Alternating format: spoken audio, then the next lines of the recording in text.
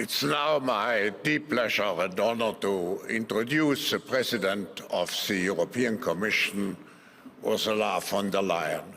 Madam President, you have been a friend and a regular participant of our meetings since, I would say, quite some time. And I remember still very vividly when you joined us 5 years ago at the beginning of your first mandate. And nobody knew at that time what great challenges you would have to face. A pandemic, a war, but nevertheless, you were able to give Europe, in addition to managing those crises well, to give Europe new visions, a vision of a digital Europe, the Green Deal, to mention only a few. And now you are standing at the beginning of your second mandate. And again, Europe is faced with tremendous challenges. I would say the next 5 years will be crucial.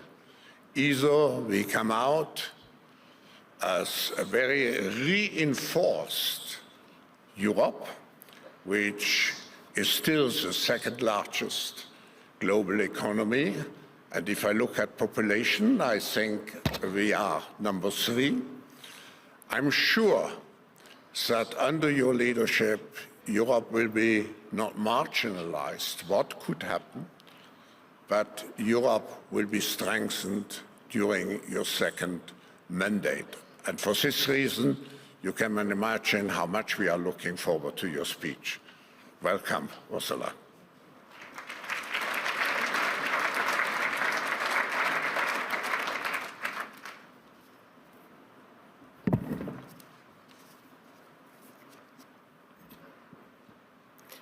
Lieber Klaus Schwab, liebe Karin Keller-Sutter, Your Majesties, Presidents, Prime Ministers, Excellencies, ladies and gentlemen.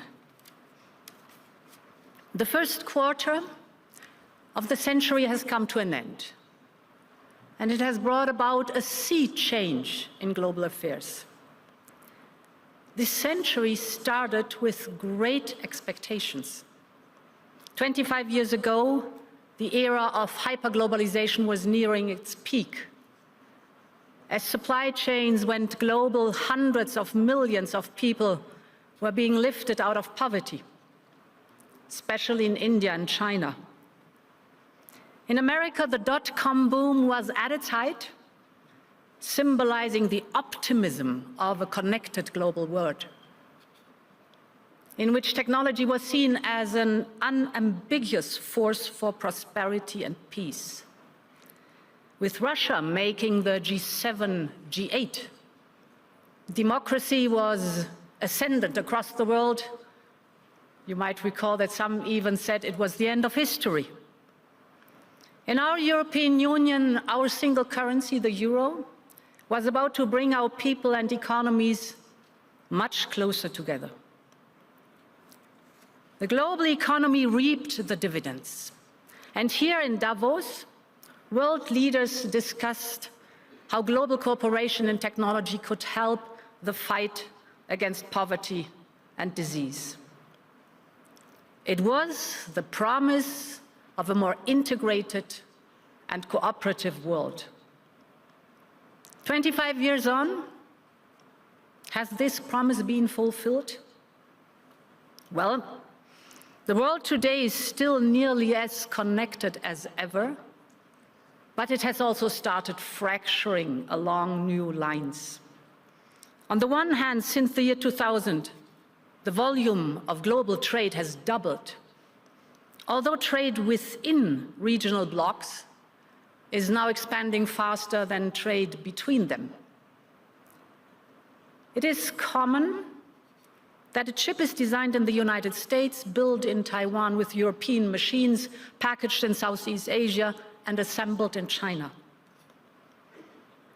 On the other hand, last year alone, global trade barriers have tripled in value.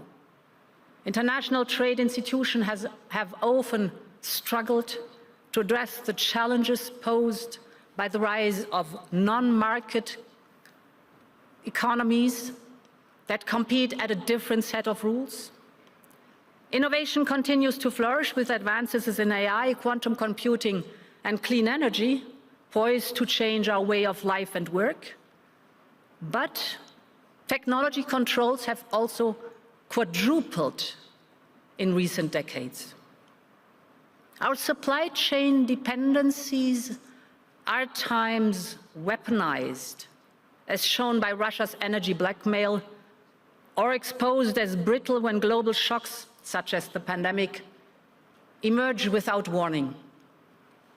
And the very interconnectors that bring us together, like undersea data cable, have become targets from the Baltic Sea to the Taiwan Strait. The cooperative world order we imagined 25 years ago has not turned into reality. Instead, we have entered a new era of harsh geostrategic competition. The world's major economies are vying for access to raw materials, new technologies, and global trade routes. From AI to clean tech, from quantum to space, from the Arctic to the South China Sea, the race is on. As this competition intensifies, we will likely continue to see frequent use of economic tools, such as sanctions, export controls, and tariffs, that are intended to safeguard economic and national security. But it is important that we balance the imperative to safeguard our security against our opportunity to innovate and enhance our prosperity. In this spirit, we will need to work together to avoid a global race to the bottom, because it is in no one's interest to break the bonds of the global economy. Rather, we need to modernize the rules to sustain our ability to produce mutual gain for our citizens. For us Europeans, the race begins at home. Europe has a unique social market economy. We have the second largest economy and the biggest trading sector in the world. We have longer life expectancy, higher social and environmental standards, and lower inequalities than all our global competitors. Europe is home to immense talent, along with the proven ability to attract ideas and investment from across the world. Our capacity to invent and create is underappreciated. Europe's global share of patent applications is on par with the US and China. But the world is changing. So must we. In the last 25 years, Europe has relied on the rising tide of global trade to drive its growth. It has relied on cheap energy from Russia, and Europe has too often outsourced its own security. But those days are gone. To sustain our growth in the next quarter of the century, Europe must shift gears. And this is why I asked Mario Draghi to deliver a report on European competitiveness. And on that basis, next week, the European Commission is presenting our roadmap, the competitiveness compass, which will drive our work for the next 5 years. Focus will be increase productivity by closing the innovation gap, a joint plan for decarbonization and competitiveness, overcome skills and labor shortages, and cut red tape. It's a strategy to make growth faster, cleaner, and more equitable by ensuring that all Europeans can benefit from technological change. And let me elaborate more on 3 foundations that will underpin this strategy. First, Europe needs a deep and liquid capital market. European household savings reach almost 1.4 trillion euros, compared with just over 800 billion in the United States. But European companies struggle to tap into that and raise the funding they need, because our domestic capital market is fragmented, and because that pushes money overseas. 300 billion euros of European family savings are invested abroad every year. That's a key issue holding back the growth of our tech startups and hindering our innovative clean tech sector. We do not lack capital. We lack an efficient capital market that turns savings into investments, particularly for early-stage technologies that have game-changing potential. And this is why we will create a European Savings and Investments Union with new European saving and investments products, new incentives for risk capital, and a new push to ensure the seamless flow of investment across our union. We will mobilize more capital to let Made in Europe innovation and risk-taking thrive. Second, we must make business much easier all across Europe. Too much of our top talent is leaving the European Union because it's easier to grow their companies elsewhere. And too many firms are holding back investment in Europe because of unnecessary red tape. We need to act on all levels, continental, national, and local. And we want to lead the way at the European level. For instance, we will launch a far-reaching simplification of our sustainable finance and due diligence rules. And we will make sure to create a conducive environment for our SMEs to scale up their capacity to build, to produce, and innovate in Europe. But I want to go even further than this. Today, the European single market still has too many national barriers. So sometimes companies are dealing with 27 different national legislations. We will offer instead to innovative companies to operate all across our European Union under one single set of rules. We call it the 28th regime. Corporate law, insolvency, labor law, taxation, one single and simple framework across our union. This will help bring down the most common barriers to scaling up all across Europe, because continental scale is our greatest asset in a world of giants. The third foundation is energy. Before the start of Putin's war, Europe got 45% of its gas supplies and 50% of its coal imports from Russia. Russia was also one of our largest oil suppliers. This energy appeared cheap, but it exposed us to blackmail. So when Putin's tanks rolled into Ukraine, Putin cut us off his gas supplies, and in return, we substantially reduced our dependency on Russian fossil fuels in record time. Our gas imports from Russia went down by roughly 75%. And now we import from Russia only 3% of our oil and no coal at all anymore. But freedom came at a price. Households and businesses saw sky-high energy costs.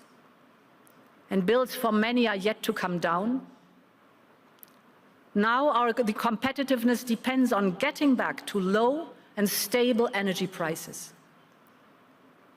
Clean energy is the midterm answer because it is cheap, it creates good jobs here in the European Union, and it strengthens our energy independence. Already today, Europe generates more electricity from wind and solar than from all fossil fuels combined. But we still have lots of work to do to feed through these benefits to companies and people. Not only must we continue to diversify our energy supplies and expand clean sources of generation from renewables, and in some countries also from nuclear, we will have to invest in next-generation clean energy technologies, like fusion, enhanced geothermal, and solid-state batteries. We must also mobilize more private capital to modernize our electricity grids and storage infrastructure.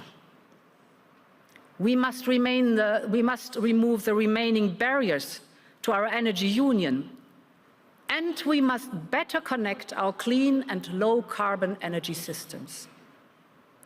All of this will be part of a new plan that we will present in February. It is time to complete our energy union so that clean power can run freely across our continent and bring prices down for all Europeans. Ladies and gentlemen, this is our plan. And the next few years will be vital to stay in the race of clean and disruptive technologies. Europe has everything it needs to make it happen. We have a private sector with a long-standing tradition of innovation. We have top-class workforce. We have a huge single market of 450 million consumers and a unique social infrastructure to protect people from the great risks of life. We have credible and independent institutions, transparent governance, and an unshakable commitment to the rule of law. It is thanks to all of this that in the last 5 years, Europe has weathered the fiercest storm in our economic history, and we overcame an unprecedented energy crisis. We did this together, and we can do it again. And we have the political will, because when Europe is united, it gets things done. Ladies and gentlemen, the coming years will be vital, well beyond Europe. All continents will have to speed up the transition towards net zero and deal with the growing burden of climate change. Its impact is impossible to ignore. Heat waves across Asia, floods from Brazil to Indonesia, from Africa to Europe, wildfires in Canada, Greece, and California, hurricanes in the US and the Caribbean. Climate change is still on top of the global agenda.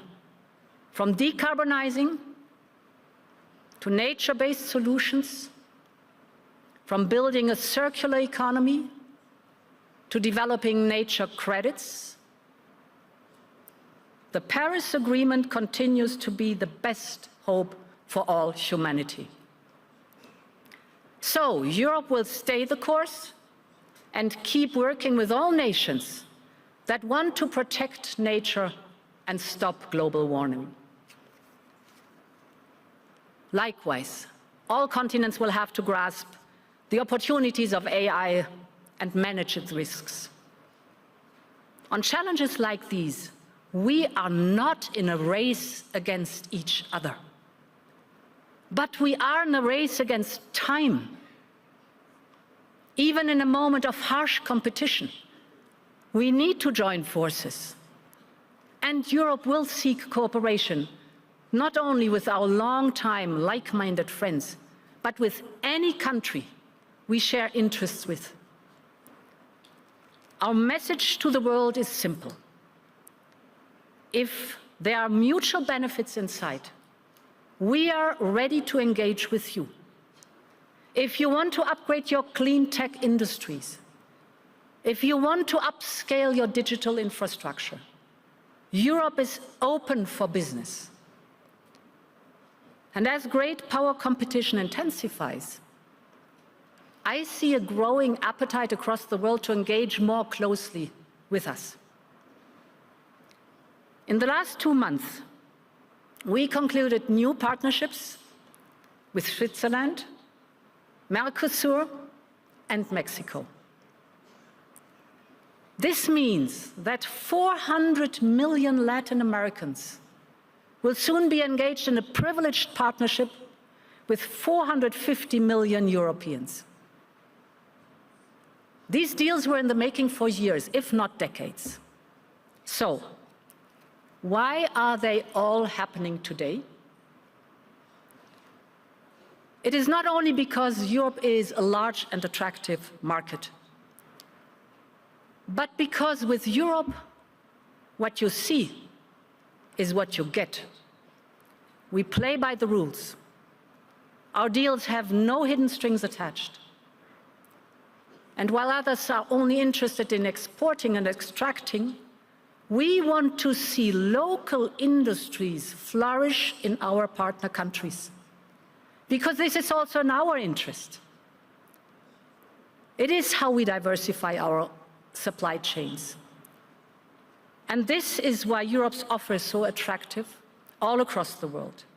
From our neighbors in Africa who are working with us to develop local clean tech value chains and clean fuels, to the vast Asia-Pacific region. Hence, the first trip of my new Commission will be to India. Together with Prime Minister Modi, we want to upgrade the strategic partnership with the largest country and democracy in the world. I believe we should also strive for mutual benefits in our conversation with China. When China joined the WTO 25 years ago, the impact of rising Chinese exports were called the China shock. Today, some are talking about a second China shock because of state-sponsored overcapacity. Of course, we must respond to this. Defensive trade measures are being adopted across the world, including the Global South, as a response to Chinese market distortions. This is also why Europe has taken measures, for instance, on electric cars. At the same time, I have always stressed that we are ready to continue our discussions, and we will continue to de-risk our economy. Many believe, including in China, that it would be in China's long-term interest to manage more responsibly its economic imbalances. That's also our view. And I believe that we must engage constructively with China to find solutions in our mutual interest. 2025 marks 50 years of our union's diplomatic relations with China. I see it as an opportunity to engage and deepen our relationship with China, and where possible, even to expand our trade and investment ties. It is time to pursue a more balanced relationship with China in a spirit of fairness and reciprocity. This new engagement with countries across the world is not only an economic necessity, but it's a message to the world. It is Europe's response to rising global competition. We want more cooperation with all who are open for it. And this, of course, includes our closest partners. I think, of course, of the United States of America. No other economies in the world are as integrated as we are. European companies employ in the United States 3.5 million Americans. And another million American jobs depend directly on trade with Europe. Entire supply chains stretch on both sides of the Atlantic. For instance, an American airplane is built with control systems and carbon fibers from Europe. And American medicines are made with chemicals and laboratory tools that come from our side of the Atlantic. At the same time, Europe imports twice as many digital services from the United States as we do from the entire Asia Pacific. Of all American assets abroad, 2/3 are in Europe. And the US provides over 50% of our LNG.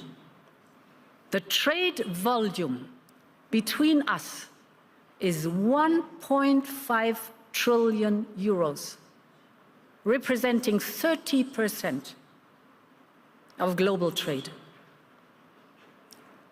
A lot is at stake for both sides. So, our first priority will be to engage early, discuss common interests, and be ready to negotiate. We will be pragmatic, but we will always stand by our principles. We will protect our interests and uphold our values, because that is the European way. The rules of engagement between global powers are changing.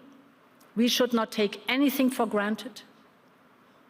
And while some in Europe may not like this new reality, we are ready to deal with it. Our values do not change. But to defend these values in a changing world, we must change the way we act. We must look for new opportunities wherever they arise. This is the moment to engage beyond blocks and taboos. And Europe is ready for change. Thank you very much, and long live Europe.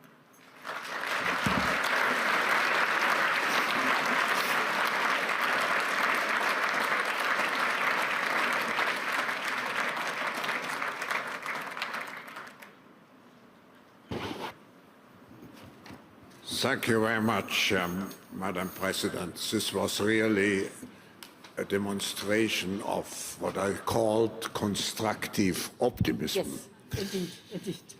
I think you dealt with all the major issues, but there was one issue where I still would like to ask you a question.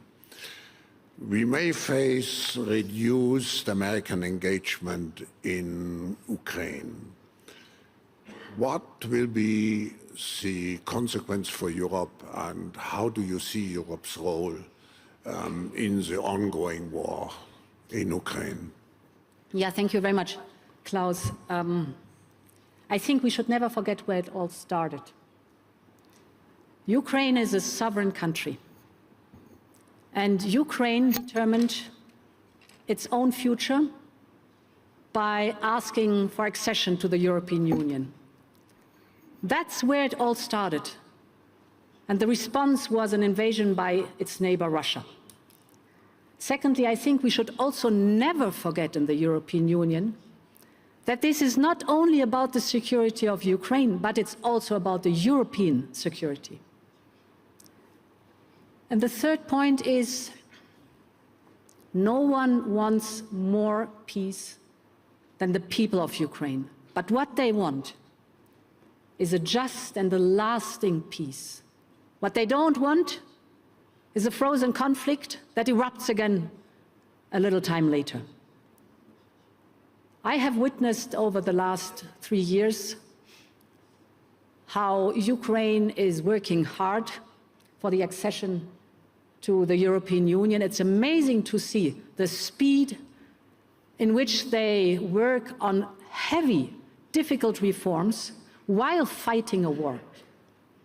So for us, because of all this, it is very clear that we will continue to support Ukraine. We have supported Ukraine by by almost 130 billion euros. But we will continue to support Ukraine without any question. Whatever happens next, for us it's important that Ukraine stays an independent country and that it is Ukraine that decides on its own territory. And therefore, Klaus, the sentence is still valid.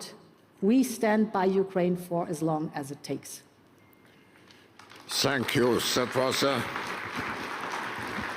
That was a very clear message, and of course we will welcome President Zelensky during this meeting. And let me just say, Madam President, I think you provided us with a clear vision and perspective for Europe, even in a very difficult time.